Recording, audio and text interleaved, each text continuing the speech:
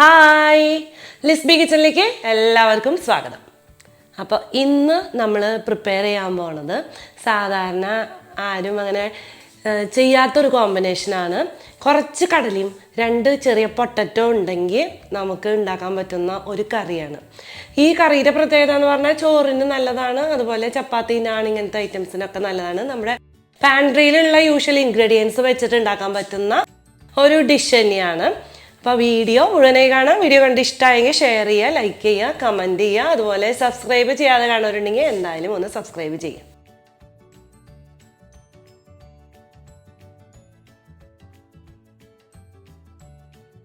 ഒരു കപ്പ് കടല കഴുകി വൃത്തിയാക്കിയിട്ട് വെള്ളത്തിൽ കുതിർത്തിട്ടുണ്ടായിരുന്നു കേട്ടോ.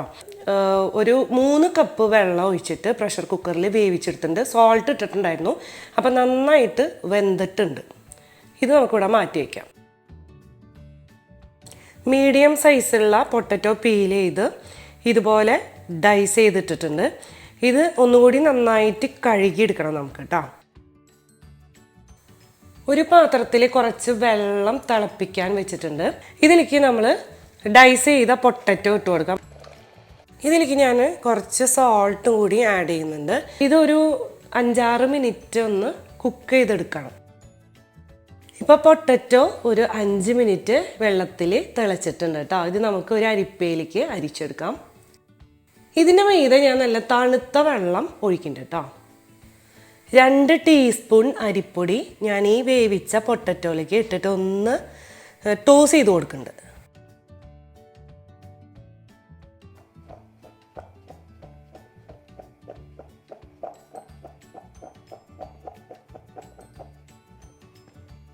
അല്ലേ, നമ്മുടെ പ്രിൻസേട്ടൻ പറയുകയാണ് ഇതിപ്പോൾ ഇതിങ്ങനെ ടോസ് ചെയ്ത് കഴിഞ്ഞപ്പോൾ നമ്മുടെ ആഗ്രാപ്പേടയുടെ ലുക്ക് വന്നിട്ടുണ്ട് അല്ലേ, ശരിയല്ലേ? ഇവിടെ നമ്മളൊരു പാനിൽ ഒരു 3 ടേബിൾ സ്പൂൺ ഓയിൽ ചൂടാക്കാൻ വെച്ചിട്ടുണ്ട്. ഞാനിവിടെ വെളിച്ചെണ്ണയാണ് യൂസ് ചെയ്യുന്നത്. സൺഫ്ലവർ ഓയിൽ ആയാലും കുഴപ്പമൊന്നുമില്ല കേട്ടോ. ഓയിൽ നന്നായി ചൂടായിട്ടുണ്ട്. ഇതിലേക്ക് നമ്മൾ നേരത്തെ ടോസ് ചെയ്ത് വെച്ച ഈ പൊട്ടറ്റോ ഒന്ന് ഗോൾഡൻ ഫ്രൈ ആയ പോലെ ഒന്ന് ഫ്രൈ ആക്കി എടുക്കണം.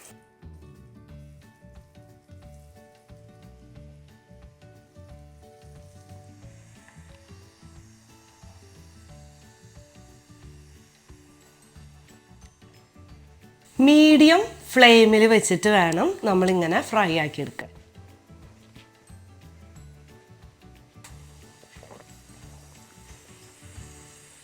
നമുക്ക് പതുക്കെ ഒന്ന് മറിച്ചിട്ട് കൊടുക്കാം കേട്ടോ.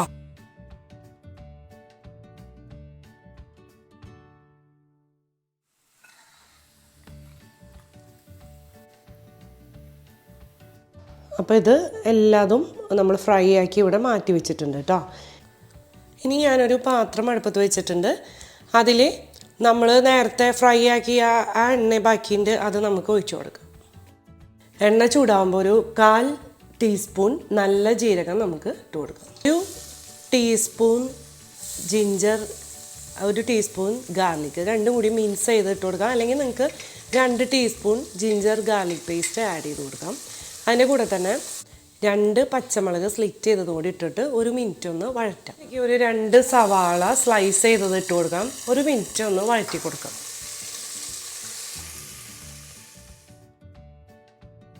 ഇപ്പോൾ സവാള ചെറുതായി ഒന്ന് വഴന്നു വന്നിട്ടുണ്ട്.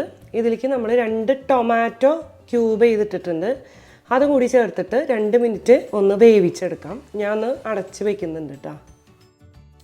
അപ്പോൾ തക്കാളി ഒന്ന് കുക്കായിട്ടുണ്ട് ചെറുതായിട്ട്. 2 മിനിറ്റ് നമ്മൾ അടച്ച് വേവിച്ചത്. ഇനി നമുക്കിതിലേക്ക് കുറച്ച് സ്പൈസ് പൗഡേഴ്സ്, ഒരു 2 ടീസ്പൂണോളം ഗരം മസാലപ്പൊടി, 1 ടീസ്പൂൺ നല്ല മുളക് പൊടി, 1/2 ടീസ്പൂൺ മഞ്ഞൾപ്പൊടി, ഇതൊക്കെ ചേർത്തിട്ട് നന്നായിട്ടൊന്ന് അതിൻ്റെ പച്ചമണം പോകുന്ന വരെ ഒന്ന് വഴറ്റാം കേട്ടോ.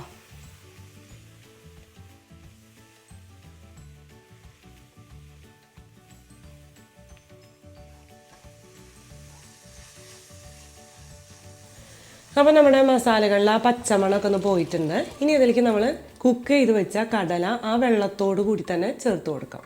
വെള്ളം ഇല്ലയെന്ന് വെച്ച് കഴിഞ്ഞാൽ ഒരു 1.5 കപ്പോളം വെള്ളം ആഡ് ചെയ്യാം കേട്ടോ.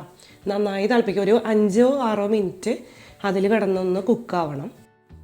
ഉപ്പ് ആവശ്യമുണ്ടെങ്കിൽ ഈ സമയത്ത് ആഡ് ചെയ്ത് കൊടുക്കാം കേട്ടോ. ഞാൻ നേരത്തെ ഒരു കുറച്ചുകൂടി ഉപ്പ് ആഡ് ചെയ്തിട്ടുണ്ട്. ഇപ്പോൾ പാകം ഉപ്പായിട്ടുണ്ട്. ഇതിലേക്ക് നമ്മൾ നേരത്തെ ഫ്രൈ ചെയ്ത് വെച്ചിരിക്കുന്ന പൊട്ടറ്റോ ക്യൂബ്സ് ആഡ് ചെയ്യാം. 1 മിനിറ്റോളം മൊത്തം ഒന്ന് തിളക്കട്ടെ കേട്ടോ.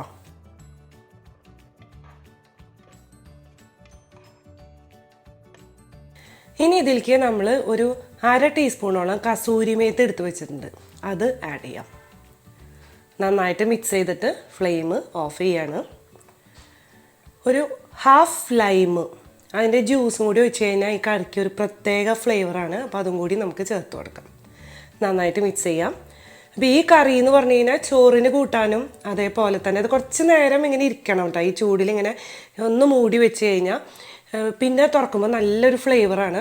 ചോറിൻ്റെ കൂടിയും അതുപോലെ നാന്, ചപ്പാത്തി ഇങ്ങനെയുള്ള എല്ലാ കാര്യങ്ങളുടെ കൂടിയും അഡ്ജസ്റ്റ് ചെയ്ത് പോകുന്ന ഒരു അടിപൊളി ഡിഷാണ്.